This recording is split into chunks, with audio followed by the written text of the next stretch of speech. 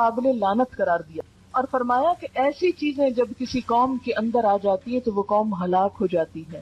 اس میں جو طریقے عربوں کے ہاں رائج تھے، ان میں سے جو چیزیں آپ نے ناپسند کی وہ کیا ہے؟ اپنے بالوں میں دوسرے بال ملا کر ان کو زیادہ لمبا اور گھنا کرنے کی کوشش کرنا، اپنے بالوں میں دوسرے بال ملا کے ان کو لمبا کرنا، جسم کے مختلف حصوں کو گودنا۔ گودنا کیا ہوتا ہے کہ وہ سکن کے اوپر پرماننٹ نشان بن جاتے ہیں، پھول بوٹے بنانا جیسے فرنٹیئر میں رواج ہے، یا افریقن ممالک میں رواج ہے کہ عورتوں کے چہرے کے اوپر مستقل قسم کی لکیریں اور نشان اور پھول اور معلوم نہیں کیا کچھ بنا ہوا ہوتا ہے۔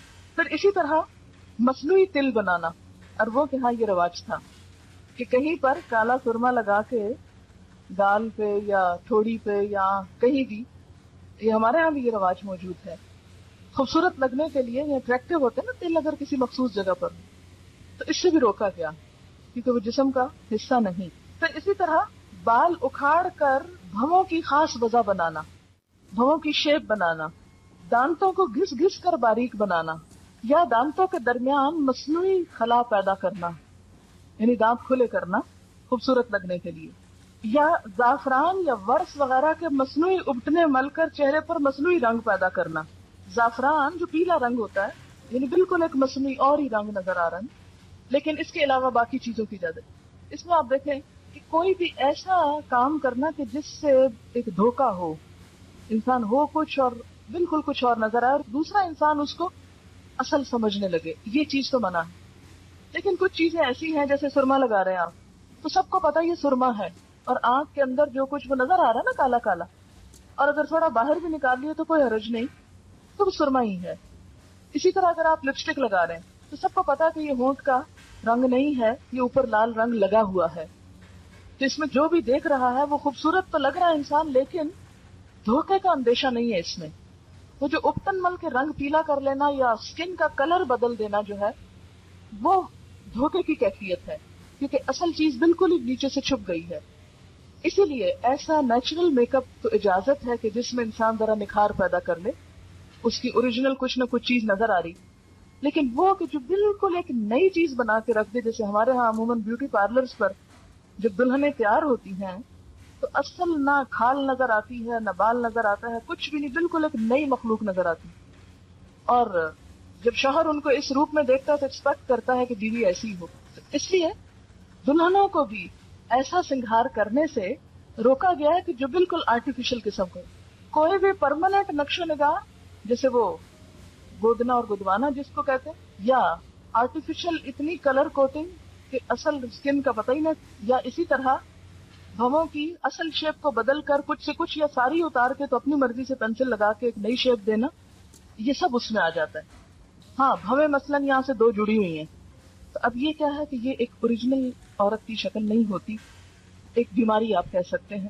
اس میں اگر ان کو الگ کر لیا جائے تو وہ فطرت پر لانا ہے، فطرت میں تبدیلی نہیں ہے۔ فطرت میں تبدیلی کیا ہے کہ اصل سارا کچھ اتار دیا آپ نے اور اپنی مرضی سے لگایا، اور یہ جو دو جڑے ہوئے ہیں ان کو الگ کرنا فطرت میں تبدیلی نہیں، فطرت پر لانا ہے۔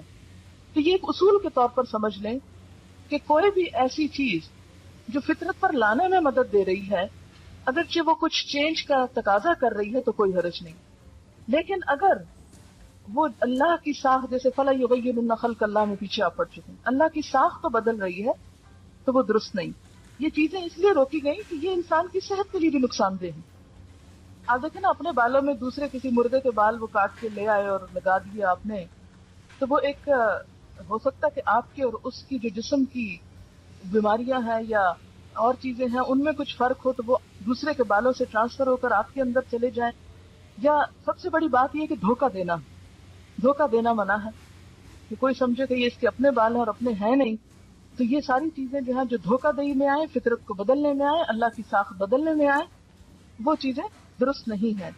پھر اسی طرح زینت کا جو ہے ذکر ہوا کہ جس سے انسان آرائش کرتا ہے اپنی، تو اس میں بھی غلو سے کام نہیں لینا چاہیے۔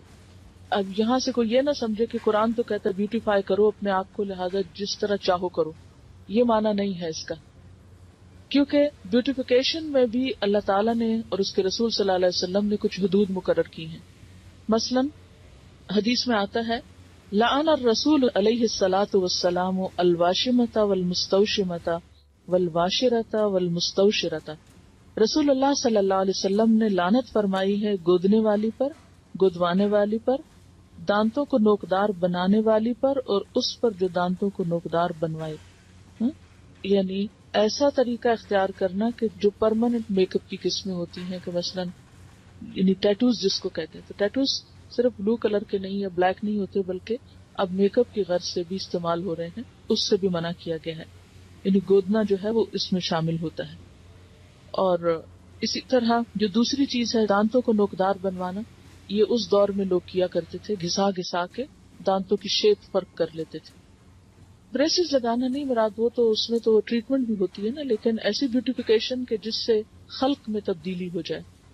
اس میں آپ دیکھیے حدیث میں واضح الفاظ میں آتا ہے، بخاری اور مسلم کی حدیث ہے، آپ صلی اللہ علیہ وسلم نے خوبصورتی کے لیے دانتوں میں درزیں بنانے والی، اپنی دانتوں کو اندر سے گھسا کے بیچ میں فاصلہ زیادہ کرنا، اس پہ لعنت کی ہے، جو در حقیقت اللہ کی بنائی ہوئی ساخت میں رد و بدل کرتی ہیں. یعنی کوئی بھی ایسا میک اپ کہ جس سے پرماننٹ چینج جسم کے اندر ہو خوبصورتی کی خاطر، وہ منع کیا گیا ہے. اس میں آتا ہے لعن اللہ المتفلجات للحسن، کہ حسن کی خاطر دانتوں کے اندر تبدیلی پیدا کرنا. اسی طرح لعن رسول اللہ صلی اللہ علیہ وسلم النامسۃ والمتنمسۃ، آپ صلی اللہ علیہ وسلم نے بال نوچنے والی پر اور اس پر جو کسی سے خدمت لے اس پر بھی لعنت کی ہے. اور اس میں بھی ایک تو وہ بال ہیں جو بیماری کے طور پر ہیں، جیسے چن پر یا لپس وغیرہ پر، تو وہ نہیں، ایک وہ ہے کہ جو آنکھوں کی جو بھویں وغیرہ ہیں ان کو تراشنے کے لیے بنائے جاتے ہیں، وہ شامل ہیں. یعنی ویکسنگ نہیں آتی کیونکہ وہ اذیت کا سبب ہے نا، جو بال اعضاء میں آتے ہیں کہ عورت کو مرد بنا دے، یعنی بازوؤں پر یا چہرے پر ایسے بال کہ جو عورت کو عورت نہیں بلکہ مردوں سے مشابہ کر دیں، ان کو اتارنے کی اجازت ہے، اس سے منع نہیں کیا گیا. بلکہ اس میں آپ دیکھیے کہ طبرانی کی روایت ہے کہ ابو اسحاق کی بیوی جو نوجوان تھی اور خوبصورتی کی شائق تھی، حضرت عائشہ کی خدمت میں حاضر ہوئی اور پوچھا کہ عورت اپنے شوہر کے لیے اپنے رخسار کے بال، رخسار کہتے ہیں نا چیکس کو، صاف کر سکتی ہے؟ حضرت عائشہ نے فرمایا اذیت کو ممکنہ حد تک دور کرو، کیونکہ یہ اذیت کا باعث ہے. یعنی عورت کے منہ پر بال جو ہیں وہ مرد کے لیے اذیت کا باعث ہے. تو یہ کتاب اللباس فتح الباری میں روایت آئی ہے، تو اس کی اجازت ہے. اسی طرح بالوں میں بال جوڑنا جو ہے، جوڑا بنانا یا بالوں کو کسی بھی طرح پیچ کر کے اس میں لگا کے خوبصورت بننا جو ہے وہ بھی منع ہے. حدیث میں آتا ہے، بخاری کی روایت ہے، اللہ تعالیٰ نے بال جوڑنے والی اور جڑوانے والی عورت پر لعنت فرمائی ہے. اور اس میں آپ دیکھیے کہ ان ساری جو احادیث ان میں ایک چیز مشترک ہے، اور وہ کیا ہے؟ لعنت کا لفظ. یعنی اللہ کی رحمت سے دور ہیں ایسے لوگ. ایک اور حدیث میں آتا ہے کہ بنی اسرائیل اس وقت ہلاک ہوئے جب ان کی عورتوں نے ایسے کام کیے. یعنی بنی اسرائیل کی ہلاکت کے پیچھے بھی ان کی عورتوں کی حد سے زیادہ زینت میں دلچسپی تھی. پھر اسی طرح ایک اور حدیث ہے جس سے پتہ چلتا ہے کہ بالوں کے اندر اگر کوئی جیسے دھاگے کے یا اون کے کوئی پیچز لگایا جائے تو منع نہیں ہے زینت کے لیے، جیسے چٹیا ڈالتے ہیں یا مہندی یا پراندہ یا وہ جو کلپس وغیرہ ڈالتے ہیں یا بیڈز ڈالتے ہیں، اس سے منع نہیں کیا گیا کیونکہ وہ پتہ چل رہا ہے کہ کوئی ایکسٹرا چیز ہے. اور پھر اسی طرح یہ ہے کہ خضاب لگانا جو ہے، یعنی بالوں کو رنگ لگانا، اس میں سیاہ رنگ سے منع کیا گیا ہے. لیکن جو نیچرل کلر ہیں جیسے مہندی ہے یا کوئی بھی نیچرل کلر ہے اس کی اجازت ہے. بالکل ٹوٹلی کالا کرنا جو ہے وہ منع ہے، مگر کالے کے علاوہ اور رنگ جو ہے ان کی رخصت ملتی ہے. اس میں ہم دیکھتے ہیں کہ واضح طور پر حکم ہے. ابو ہریرہ کی روایت ہے کہ نبی صلی اللہ علیہ وسلم نے فرمایا، یہود و نصارہ خضاب نہیں لگاتے، تم ان کے خلاف طرز عمل اختیار کرو. یعنی بال سفید رکھنا پسندیدہ نہیں، ان کو رنگنا زیادہ پسندیدہ ہے. ٹھیک ہے. یعنی بعض لوگوں کا خیال یہ ہے کہ کلر کرنا جو ہے یا خضاب لگانا جو ہے وہ شاید تقوی کے خلاف ہے. تو اس کے برعکس آپ نے کیا فرمایا کہ یہود و نصارہ اس کو نہیں پسند کرتے، کیونکہ ان کے ہاں بزرگی کی علامت کیا ہے کہ اپنے بال وائٹ کر لو. لیکن آپ نے کیا فرمایا کہ نہیں، تم رنگو. اور اس میں ہم دیکھتے ہیں کہ حضرت ابو بکر اور حضرت عمر خضاب لگاتے تھے، لیکن بعض صحابہ کو پسند نہیں تھا، جیسے طبعی طور پر جیسے حضرت علی ہیں، ابی بن کعب، حضرت انس، ان کو پسند نہیں تھا. تو یہ نہیں کہا گیا کہ تم ضرور لگاؤ، یعنی تاکید بھی نہیں کی کہ کیوں. اگر کوئی اس لیے نہیں کر رہا، یعنی کسی اور قوم کی مشابہت میں نہیں کر رہا، اپنی ذاتی دلچسپی کی بنا پر اس کو نہیں شوق لگانے کا، تو اس کے لیے رعایت ہے. ایسا بھی نہیں کہ وہ ضرور ہی لگائے، لیکن لگانا جو ہے اس میں ممانعت نہیں. ہاں، اب کیا لگایا جائے اور کیا نہ لگایا جائے اس کے اوپر توجہ کرنے کی ضرورت ہے. اور اس میں خاص طور پر جو صحیح مسلم میں روایت آتی ہے کہ بالوں کا رنگ بدل دو لیکن سیاہ خضاب سے پرہیز کرو، بالکل بلیک نہیں لگاؤ. امام زہری فرماتے ہیں جب تک ہمارا چہرہ تر و تازہ تھا ہم سیاہ خضاب استعمال کرتے، لیکن جب سے چہرے اور دانتوں میں تغیر آ گیا ہم نے اس کا استعمال چھوڑ دیا. بالکل بلیک سے کیوں منع کیا گیا؟ کیونکہ یہ بھی ایک طرح سے دھوکہ دینے والی بات ہو جاتی ہے. آپ نے فرمایا بہترین چیز جس سے تم سفید بالوں کا رنگ بدل سکتے ہو وہ حنا اور کتم ہے. کتم جو ہے یہ یمن کی ایک بوٹی ہوتی ہے جس کا ریڈش بلیک کلر ہوتا ہے، سیاہ مائل بسرخ ہوتا ہے. اور حنا کا رنگ تو سب کو معلوم ہے. اور حضرت عمر خالص حنا لگاتے تھے، حضرت ابوبکر حنا اور کتم ملا کے لگاتے تھے.